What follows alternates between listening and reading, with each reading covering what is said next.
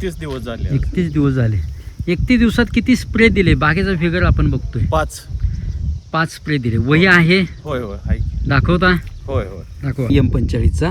त्यानंतर 13 तारखेला त्यांनी मॅजिक स्प्रे दिला आहे. म्हणजे जवळजवळ 1 एकर प्लॉटमध्ये जवळजवळ 22 टन माल एक्सपोर्ट दर्जाचा काढला होता. बागायदार बंधूंनो, आपण एका प्लॉटमध्ये आहे.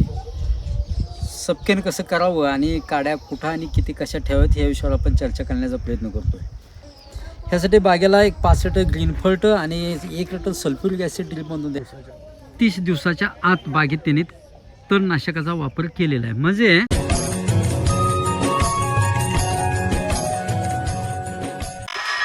नमस्कार द्राक्ष बागायदार बंधूंनो, मी विजय कुंभार, तासगाव यश ॲग्रोला पुन्हा एकदा आपल्या सगळ्यांचं कमीत कमी खर्चात दर्जेदार उत्पादन ह्यासाठी जो संवाद चालू आहे त्या संवादात आपल्या सगळ्यांचं स्वागत करतो.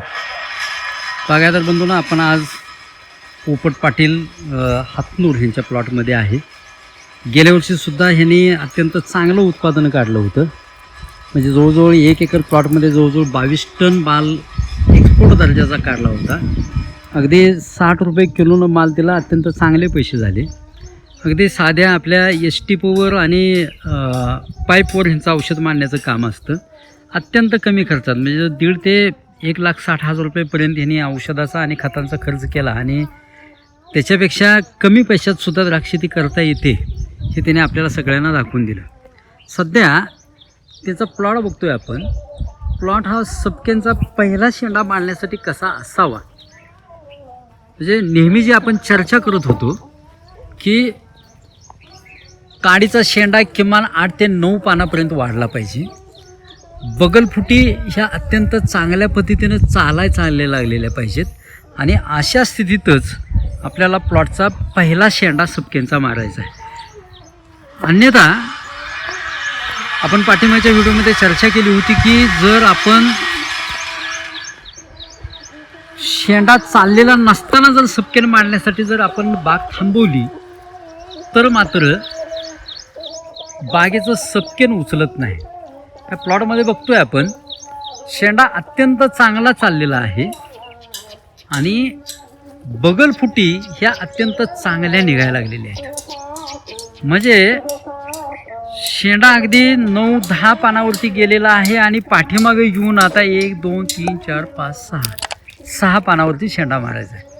आपण बऱ्याच वेळा चर्चा करत होतो की 6व्या किंवा 7व्या पानावरचा पेरा हा प्रत्येक काडीचा हा आखूड असतो. म्हणजे बागच आपल्याला सांगत असते की थांबा रे आणि चला रे. इथं कोणत्याही काडीचा जर शेंडा आपण बघितला, पेरा बघितला तर 1 2 3 4 5 6 7वा पेरा हा आखूड आहे. कोणत्याही प्लॉटमध्ये, कोणत्याही बागेत, कोणत्याही काडीमध्ये जर आपण बघितलं तर तशी परिस्थिती आपल्याला दिसते. बागेचं व्हिगर आपण बघू शकताय. बागेचं व्हिगर अत्यंत चांगला आहे. पानाचा आकार अत्यंत मर्यादित म्हणजे 152 ते 157 स्क्वेअर सेंटीमीटर इतका पानाचा आकार आहे. म्हणजे पानाचा आकारसुद्धा अत्यंत मर्यादित आहे. पहिली विरळणी झालेली आहे. दुसरी विरळणी आणि बागेचा शेंडा ही एका वेळी येते.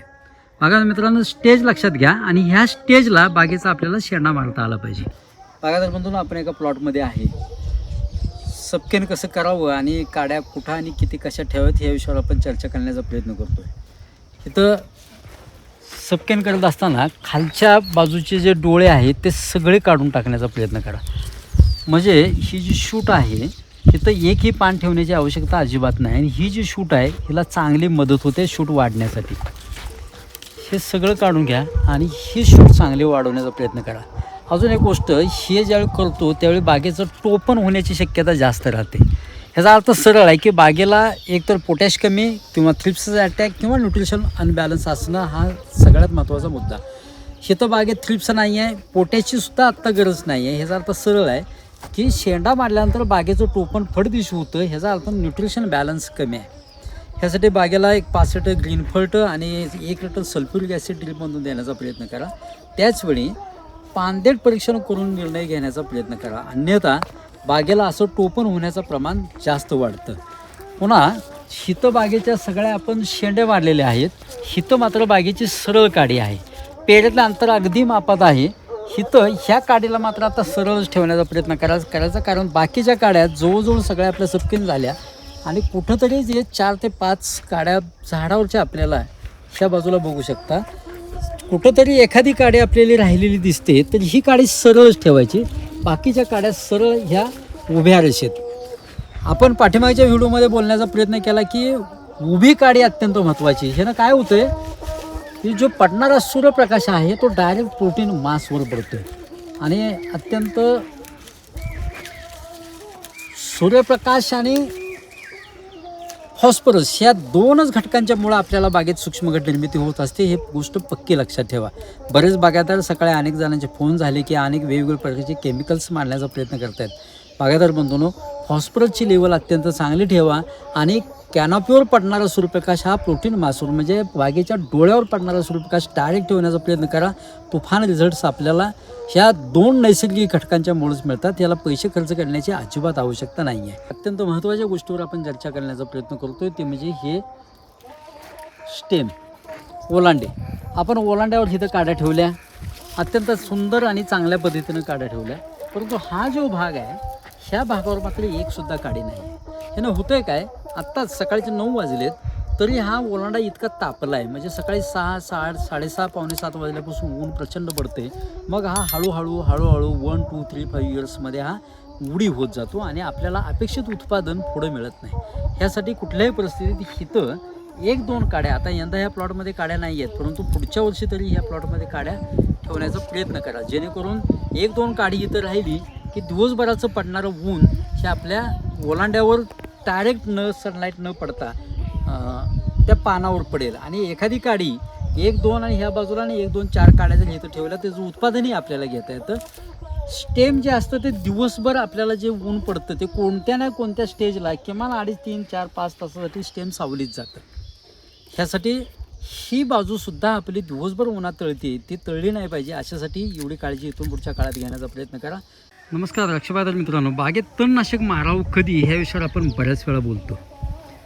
बागेचा त्याच प्लॉटमध्ये आपण आहे, म्हणजे पोपटराव पाटील, हातनूर, तालुका तासगाव, जिल्हा सांगली ह्यांच्या प्लॉटमध्ये आहे. बागेत आत्ता तणनाशक त्यांनी मारले, म्हणजे सपकेंचा पहिला शेंडा मारायच्या अगोदर बागेतलं तणनाशक त्यांनी पूर्ण केलेलं आहे. 30 दिवसाच्या आत बागेत त्यांनी तणनाशकाचा वापर केलेला आहे. म्हणजे पुढं जाऊन जे थ्रिप्सचा अटॅक असेल किंवा नायट्रोजनची जी भीती वाटते आपल्याला, कामापेक्षा नायट्रोजन जास्त होतोय का अशी भीती वाटते ती असेल, किंवा वाया जाणारी खतं असतील, ह्या सगळ्यांचा बंदोबस्त हिने 30 दिवसाच्या आत केलेला आहे. प्लॉटचा व्हिगर बघतोय, प्लॉटचा दिवस कितवा आहे सर? 31. बागेचा दिवस 31वा दिवस आहे. किती तारखेची छटणी आपली ही? 28 पेस्ट आहे. 28ला आपण डॉर्मिक्स फवारून घेतलं.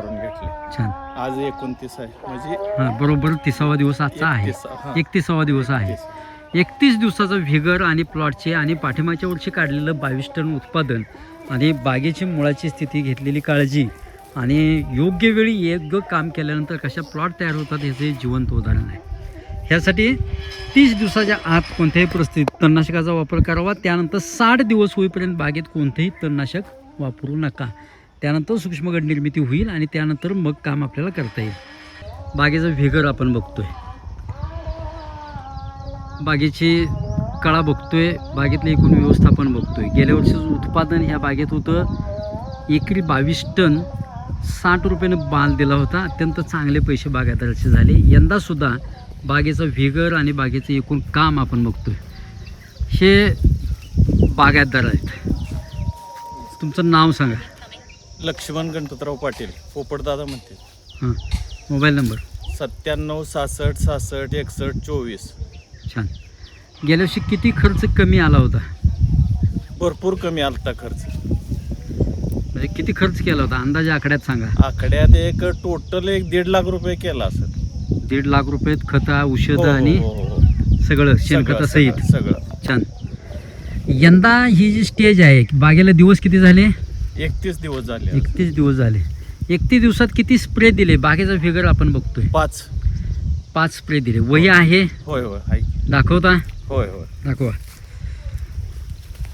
बागेचे व्हिगर आपण बघतोय, बागेचा प्लॉट बघितला, बागेची मशागत बघितली, ह्याच्यावर छाटणीची तारीख, बागेला 9/4 किती तारखेची छाटणी आपली? 28 पेस्ट 28 तारखेला 28. पेस्ट दिला, 28/3ला. हा 28/3. 28/3ला दिल्यानंतर त्यांनी 9 तारखेला डेंटॉपचा एक हात दिला आहे आणि M45चा. त्यानंतर 13 तारखेला त्यांनी मॅजिक स्प्रे दिला आहे ग्रीन मॅजिक सिलिकॉन घालून. त्यानंतर पुणे त्यांनी 20 तारखेला टिल्ट 100 लिटर पाण्याला 50 ml, प्रोक्लेम 100 ग्रॅम आणि म्हणजे 200 लिटर पाण्याचं प्रमाण नेले त्यांनी. टिल्ट 100, प्रोक्लेम 200, ग्रीन मॅजिक 500 आणि ग्रीन सिलिका 250 असा. आणि विरळणी केल्यावर ना मॅजिक स्प्रे दिला. विरळणी केल्यानंतर मॅजिक स्प्रे दिला. ते लिहिलेलं नाही. ते लिहिलेलं नाही अजून. हा. 1, 2, 3 आणि एकूण 4 स्प्रे 4 आत्तापर्यंत झाले. हो. 4 स्प्रेमध्ये आता ही स्टेज बागेची आपण बघतोय.